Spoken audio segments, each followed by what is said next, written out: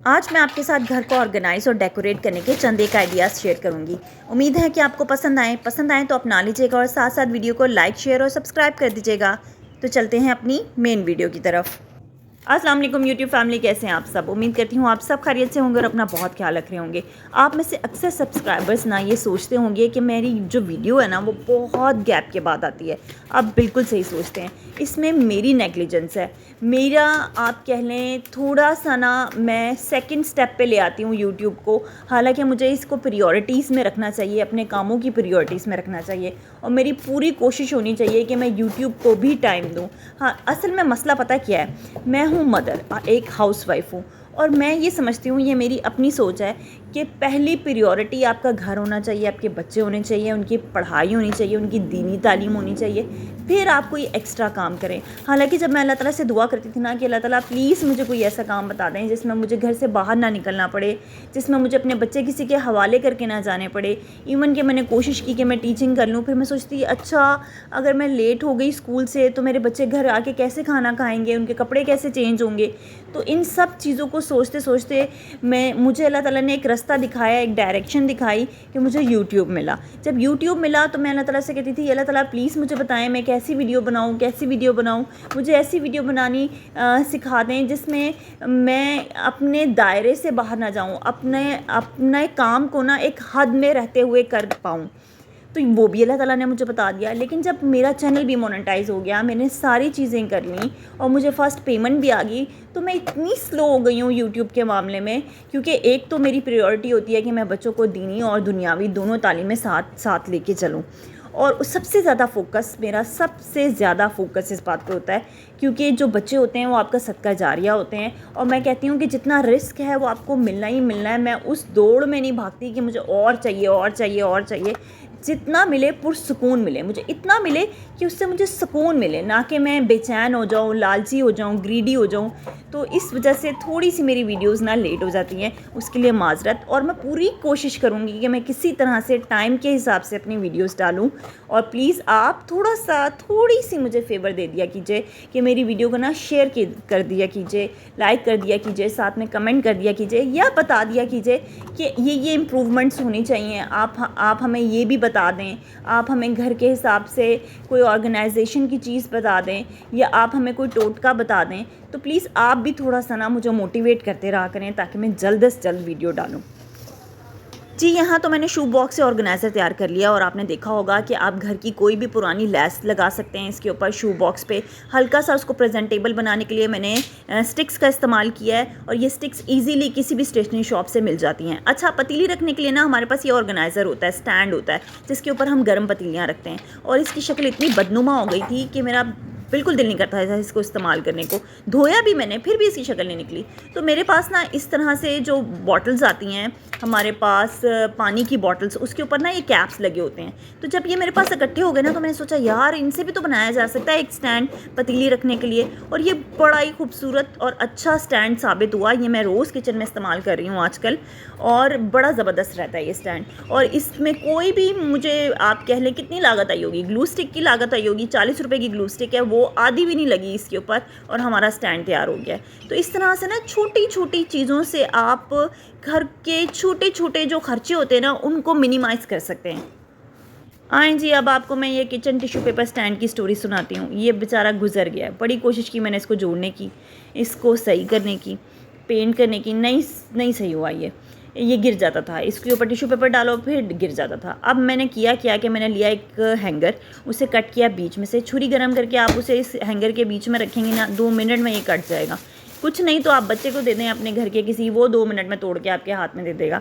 क्योंकि बच्चों को बड़े पसंद होते हैं हैंगर, डोइयाँ, हर वो चीज़ जो उनके काम की नहीं है, इस्तेमाल की चीज़ है, वो उनको पसंद आएगी। और आप टॉयज़ ला के दें वो कभी नहीं खेलेंगे, दूसरे दिन आपको वो सहन में पड़े मिलेंगे।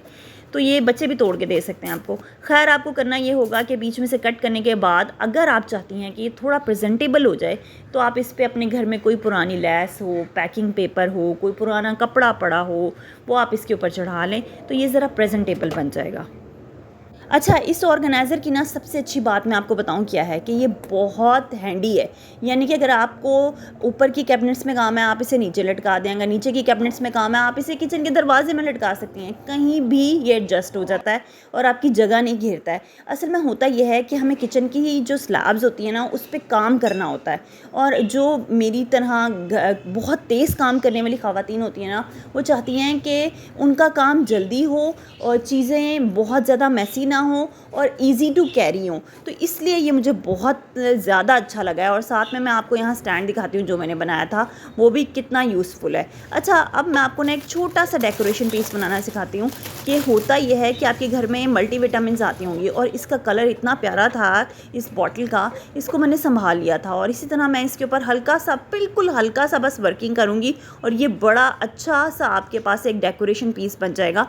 और आप इसे कहीं बड़े छोटी सी जगह पर रख देंगी ना, तो एक क्यूट सा आपका डेकोरेशन पीस बन जाएगा। मैं आपको यहाँ रख के भी दिखाती हूँ कि ये कितना क्यूट लगता है।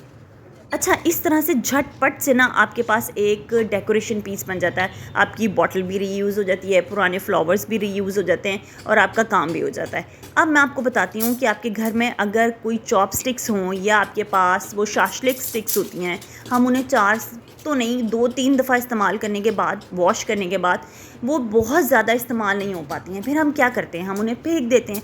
फेंकने के बजाय आप उन्हें इस तरह से इस्तेमाल कर सकती हैं। बस आपने करना यह है कि उनके बीच में रखनी है बॉटल, कोई सी भी बॉटल आप इस्तेमाल कर सकती हैं इस मकसद के लिए, और उसके ऊपर चढ़ाना है रबर बैंड, और उन्हें देना है एक सीक्वेंस।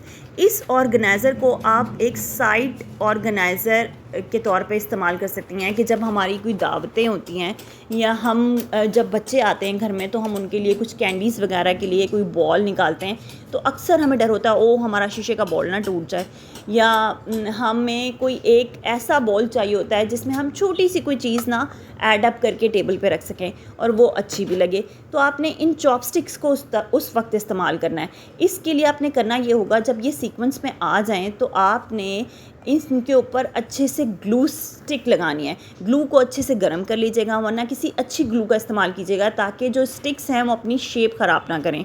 ये जो स्टिक्स हैं, या तो ये आप, अगर आपकी स्टिक्स छोटी हैं तो वो उसके साथ चिपक जाएंगी ढक्कन के साथ, वरना तो ये बॉटल के साथ चिपक जाएंगी। कोई मसला नहीं, जब आप इसे निकालेंगी ना तो ये ईज़िली निकल जाएंगी, लेकिन शर्त यह है कि आपने उस पर अच्छे से ग्लू लगाई हो। अच्छा, जब ये सूख जाए ना तो आपने इसका जो रबर बैंड है ना वो काट लेना है। अब जब मैं इसे खींचूंगी ना, मुझे चाहिए था कि मेरी जो स्टिक्स हैं ना वो कैप के साथ चिपकें, लेकिन वो कैप के साथ चिपकी नहीं, बल्कि वो बॉटल के साथ चिपक गई थी। तो फिर मैंने ये किया कि इस बॉटल को मैंने निकाला, देखें कितनी अच्छी ग्लू स्टिक मैंने लगाई है, यानी कि तमाम स्टिक्स पे ग्लू लगी है कि वो ईज़िली बॉटल निकल गई है और ये खुली भी नहीं। और अब मैं कैप पे अलहदा से ग्लू स्टिक लगा के इसके बीच में फ़िक्स कर दूँगी ताकि ये और मज़बूत हो जाए। अच्छा, चलिए अब आप मुझे बताइए कि आपको ये आइडिया कैसा लगा, अच्छा लगा या बुरा लगा। आपने मुझे कमेंट करके ज़रूर बताना है। अगर बुरा भी लगे ना तो कह दीजिएगा, साफ़ कह दीजिएगा नहीं अच्छा लगा, साफ़ बता दीजिएगा नहीं अच्छा लगा। मुझे बहुत पसंद आया और मैं इसे संभाल के रखूँगी, जब कोई दावत वगैरह हो ना तो इसी तरह इसमें ये स्नैक्स रख के मैं बच्चों के लिए प्रेजेंट करूँगी। अब हम चलते हैं अपने नेक्स्ट आइडिया की तरफ। मैं यहाँ बनाऊँगी एक बुक मार्क बच्चों के लिए बना रही हूँ, इसलिए उनके ही स्टिकर्स इस्तेमाल कर रही हूँ। अगर आप अपने लिए बनाएंगी तो उसमें आप डिफरेंट चीज़ें इस्तेमाल कर सकती हैं। बस आपके पास ये चौड़ी वाली टेप होनी चाहिए। आपने इसे इस तरह उसे फैला लेना है और उसके ऊपर स्टिकर्स लगाने हैं, और जो उसकी स्टिकी साइड है उसी पे आपने स्टिकर्स लगाने हैं, और उसके बाद आप उसके ऊपर इसी टेप को लगाएंगी और उसकी मेजरमेंट के हिसाब से उसे कट कर लेंगी।